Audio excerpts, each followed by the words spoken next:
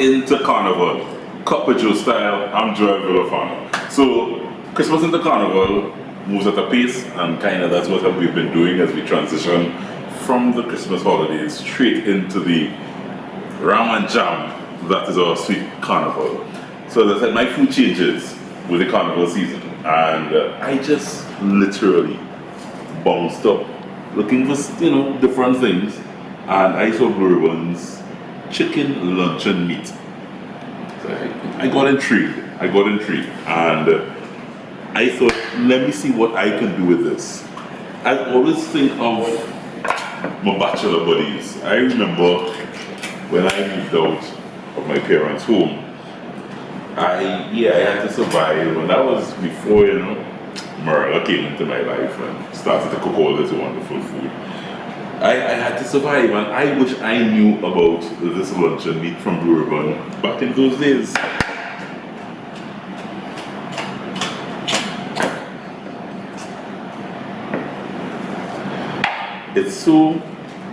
It's chicken flavored, and all you kind of need to do is, I'm going to show you a very simple way to kind of just give it take it to the next level kind of thing. I just want to give some very even slices. I would say about it's a little less than an inch, and you kind of just slice it.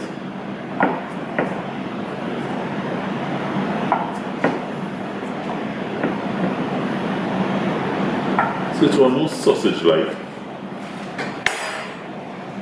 See? It's kind of cool, right? You could kind of just save this just like that, but I want to get some more hot here, and I'm going to show you how we can kind of take it up a notch. Simple breading station ready. So I have an egg that I just want to do a quick, just beat up this one egg. And this Christmas into Carnival. So as the new year comes in, and you have to sort of think about, what it can work for as well? Think of your dream. Fete. Next morning, breakfast, real simple. You take out some luncheon meat, buy Blue Ribbon, lay it out. Season a little bit of flour, a little salt, a little pepper. That little extra flavor, I have some chili powder. Some chili powder if you like a little kick, a little spice, and your favorite all-purpose seasoning. Yeah? And you want to mix that in together. Get that flour mixture all seasoned. So, I'm going into my egg, coat properly, and then into my flour mixture. So what I want to do is actually do the process twice so I get a nice coating. So from the flour mixture, I go back into my eggs and coat again. And I coat again back in my flour for another nice coating. Once I get that coated nicely, into my hot oil. Same process, coat egg, into flour mixture, and repeat.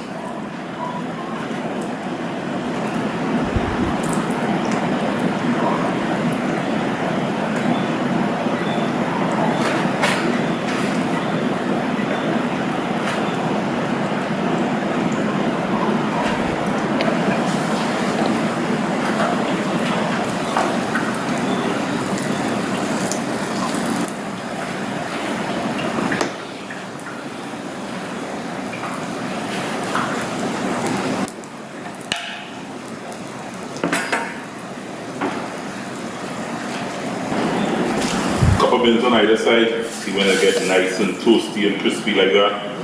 Yeah, that's what you want. Couple more minutes on that side, and then we're ready to plate up.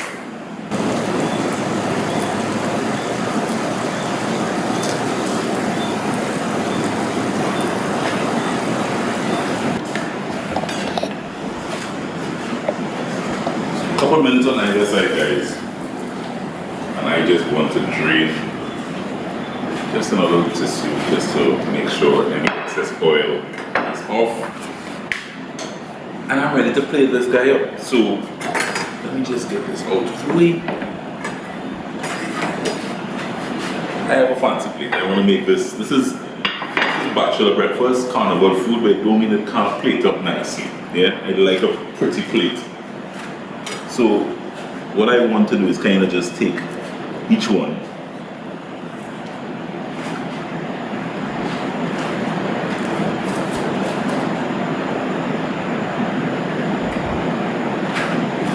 So that looks cool.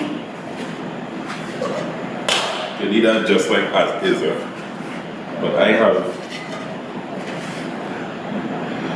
just a sunny side up egg that I just want to place very gently on top of it.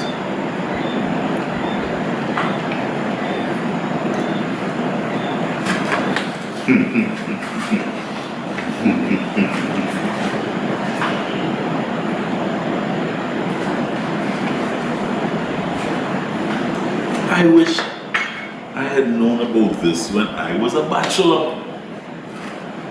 Blue ribbon lunch and meat, just like that. Your breakfast, hangover, no problem. Blue ribbon lunch and meat, got you covered. Guys, try the recipe. Go and pick up your blue ribbon lunch and meat and enjoy. Christmas into Carnival, right here on Copper Joe. We're coming back, much more to come. Stay with us.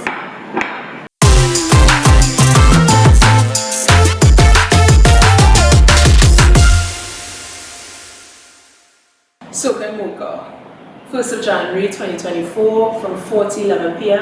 at St. Andrew's Golf Course. Tell me about our preparation now, because Christmas is the Carnival probably just goes by in a whoosh. You guys have to be in preparation mode. Where you are in terms of getting ready for the fete as soon as the holidays are over?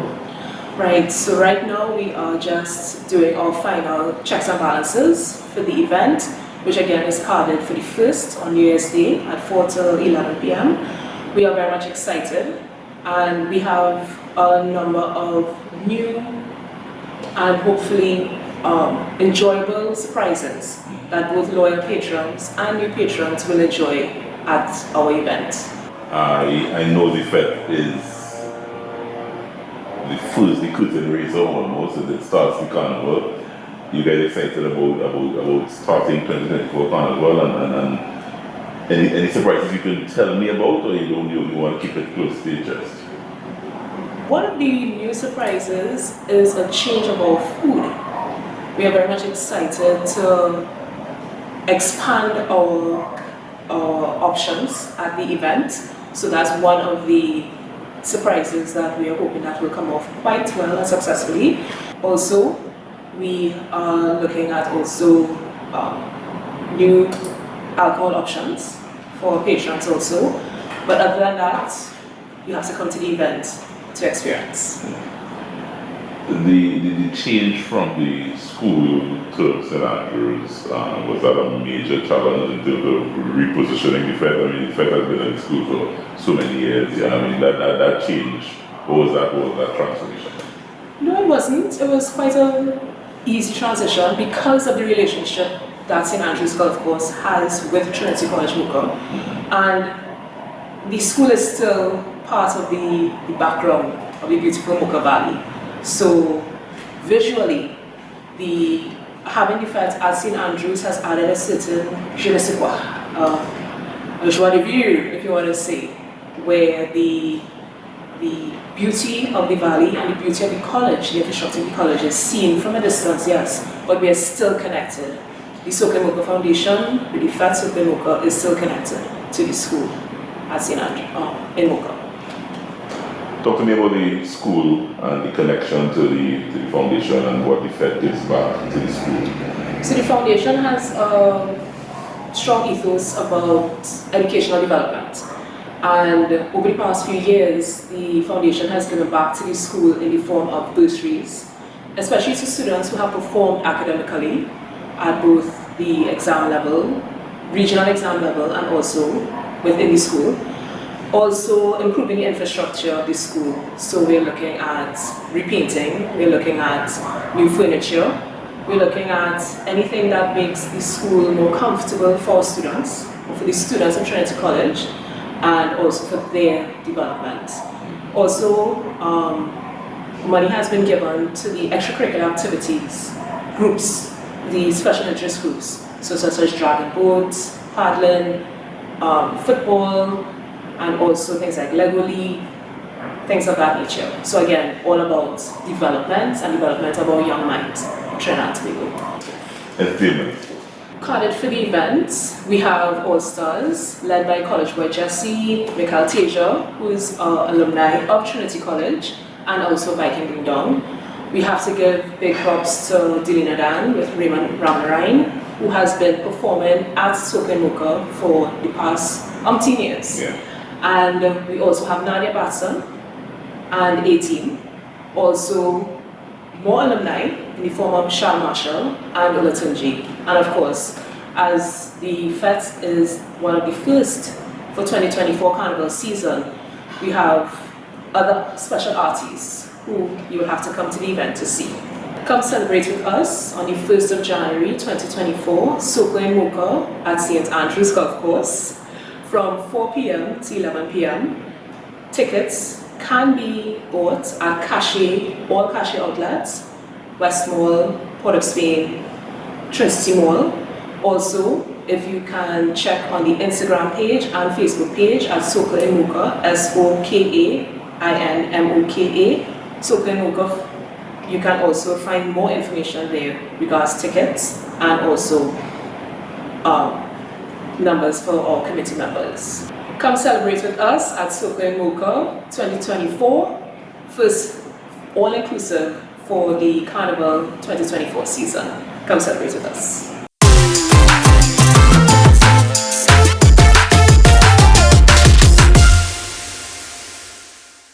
All right, it's cocktail time, that's right, and for that I usually call one of my master mixologists, none other than Richard Atkins is here to close things off as we kind of end off the holiday period. Richard Atkins, he's known as the organic chemist. Yes, that is correct. That has always bothered me. How? No, when I say bothered me, I never got up there to ask you when you came up with wanting to be an organic chemist and what that has to do with cocktails and mixology.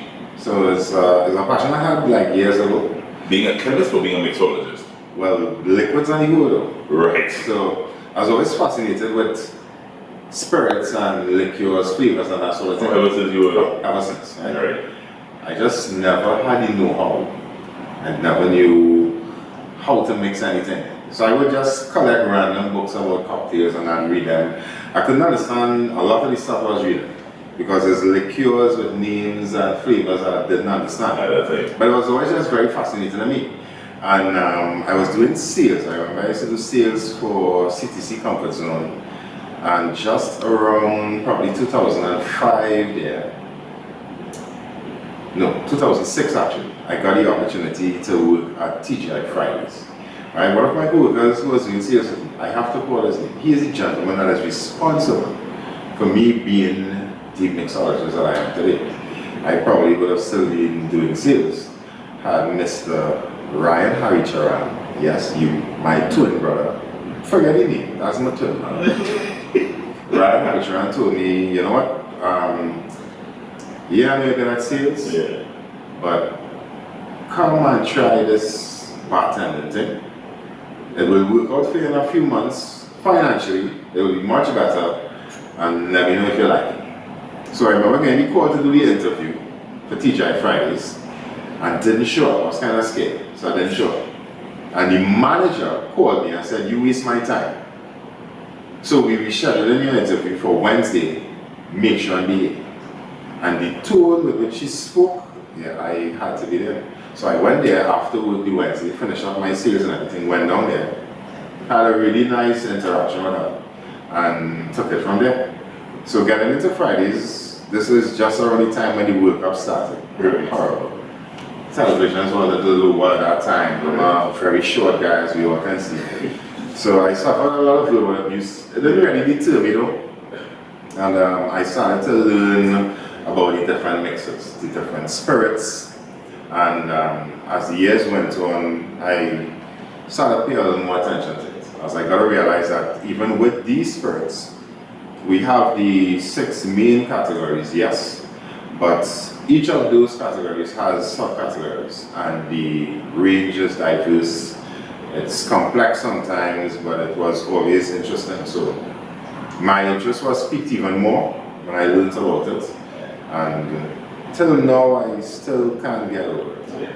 Liquids, mixing liquids is. But the name, so here we go with the name. So after TGI Fridays, I started to work at show with Carnival, right? Yes. So I had to do curriculum fete. So I'm thinking, okay, how do I describe that I am a bartender without actually using the word bartender? So I started to research different terminologies. So I saw mixologists, beverage luminaire, a lot of different things. And I saw organic chemists in terms of how you would describe yourself as an organic chemist. Organic chemistry is a very diverse field, but it is relative to what I do. And I just adopted that, and I've been known as the organic chemist. You actually look like an organic chemist now. Really? Yeah. If you want to know what an organic chemist look like, it's Richard Atkins. One of these days we'll be sure I'll be here in a lab coat. Yeah. I'll be actually looking like a full chemist. I'll be in a lab coat, I'll get glasses, I'll get full. Today, he's powered by Volcan Tequila. Yeah. Is it really new on the market, Richard? I wouldn't say new, it has been around. It has been around? Not many people would know about it because traditionally people tend to stick with what they know. Yeah. So the tequila brands that are the forefront would be like from the same region in Mexico. Mm-hmm. You would have the Jose Cuervo, you would have Don Julio, Patron. Those are the brands that people know. Right. Volcan is equally impressive. Comes from the Jalisco region, and it has a really nice anecdote behind how this tequila was made. Right. So there was a volcanic eruption in the Jalisco region in Mexico sometime back in the past. I can't give you dates, right? Yes. And as a result of that, the little lava flow gave the soil a nice, rich, unique complexity. And it was fitting for growing agave pineapples, which are used to produce tequila. So in this bottle of tequila, you will find in the craft of it, there's a lot of mineral notes, as well as fruity notes, some herbal notes as well. So I'm going to try to kind of accentuate everything that you would get in this tequila in a cocktail too. I'm excited, let's go. Right? Yeah. So the cocktail is going to be titled Volcan Berries. Volcan berries. Yeah. So berries grow wild. Agave doesn't grow wild. The volcanic eruption is like what we do with sugarcane. So we stash and burn, and then the land is enriched, and we get amazing sugarcane. The vibrancy that we get from the release of the deep lava and the earth onto the Jalisco plains has enriched the soil and has given us berries, not literal berries, but berries in a sense. So you get different notes, you get different tasting elements, and I just decided that with the berries, it's a really nice play on what is literal and what is actually, in a sense, hypothetical. So let's see how it moves. I feel like I'm in a chemistry class at this point. So you start with muddling. So you're muddling first. You see we have some fresh rosemary here. I have some already in the tin. Yeah, rosemary in there as well. Already in here. I'm just going to lightly press on that, just to release a little bit of oils. Just to give us that little herbal twist. So what I'm doing as well is giving you a play on a traditional tequila cocktail, which is the Paloma, which is made with fresh grapefruit juice and tequila, of course, right? So we're going to start with I'm doing 2 drinks. I'm not drinking. Yeah. No. I don't drink on the job. So I'm going with 1.5 ounces each of fresh grapefruit juice. 1.5 ounces per cocktail. That is going to be followed by our mix of berries. So we have a really nice berry mix here. It is strawberry, raspberry, blackberry, blueberry. There's a hint of peach as well. And I'm going to do a nice healthy 2 ounces of that. Now I want you to get the actual taste of the tequila in between. So I'm not going to be using any additional liqueurs or sweetening agents. The berries should be fine enough to give us exactly what we need. And with the tequila, we're going to do a nice 2-ounce pour, which gives it a very nice spirit-forward type of element to the cocktail. Spirit-forward. In Trinidad, it's strong. I know what I said, not weak, but not a weak cocktail. Strong is not how we describe exotic things. Very well. And this is one of those exotic things. I'll pass the bottle over to you so you can get a whiff of some of the aromas that comes from it, because it is a very aromatic tequila. It smells amazing. Get your nose in there. Ooh, It's yeah. fantastic. Even before you bring it to your nose, you can get it. Would I be able to shop this with a nice rim of salt? You can lime, salt, rims and salt. Because I mean, it is perfect for that as well too. It really is aromatic, I think. Yeah. But in terms of floral cocktails, Yeah. it is one of the best tequilas around Volcan. for that purpose. Yeah. Volcan. Volcan. You have to say it like in Volcan. tremendous roar. Right. Like an organic chemist would say. Volcan. So we're going to shake now.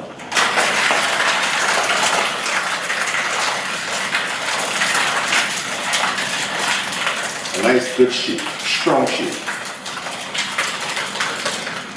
Vigorous shake. You're full with adjectives this morning. Yes. We can thank my father for that. He is responsible for that. He was the man. Gift My of father God. But outside of the gift of God, right, this is something that he instilled in me from early in life. Wow, Richard. While going through primary school, Yeah.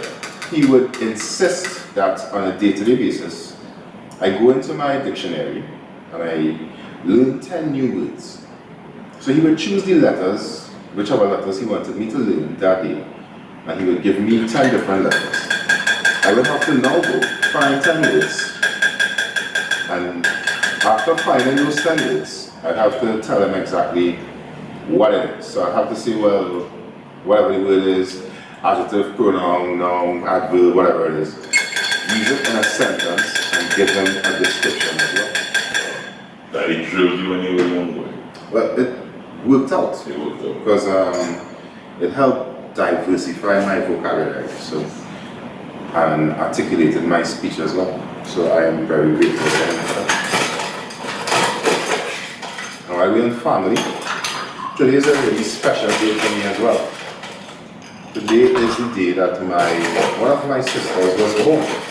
Very simple, very easy to make. Once you do your berry mix, you do a nice infusion of spices. So I did a roasted cinnamon stick. I did some fresh rosemary as well in the infusion process. And I always like the use of fat, where I take my blend of spices, mix them together, soak them in some overproof, and then I do my additional sweetener. So you should get the fruity notes that you would get in the tequila with the berries, as well as the spice notes that are hidden and underlying inside it as well. And the vibrancy of the tequila is going to stand out and it is going to speak to you. Hopefully in English, because it comes from Jalisco, Mexico. Yeah, hold on, I can speak a little Spanish. But it's that time of the year we That should time of the year. be able to speak that time, you know? So this is Volcan berries. Wow. This is for you, my good sir. Thank you very much. Do enjoy that. Thank you very much. The other one is just for sure I'm not going to drink. You're not drinking, so you're not drinking with me? No, I'm not sure. Cheers to you. This is actually the first time I've heard a bit of your story. You've been on the show, what I would say, 6-7 years at least now.